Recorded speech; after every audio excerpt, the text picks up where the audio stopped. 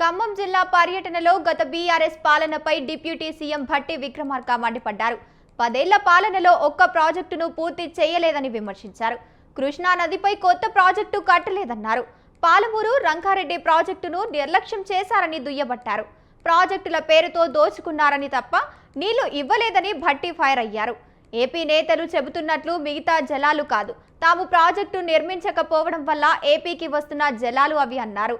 తమ వాటా పూర్తయ్యాక ఏదైనా చేసుకోండని చెప్పారు. సీఎం ఉత్తమ్ ఢిల్లీకి వెళ్లారు కాబట్టి బనకచెర్ల ఆగిందన్నారు భట్టి. అంతకుముందు ఆయన కమలాపురంలోని పలు అభివృద్ధి కార్యక్రమాలను ప్రారంభించారు.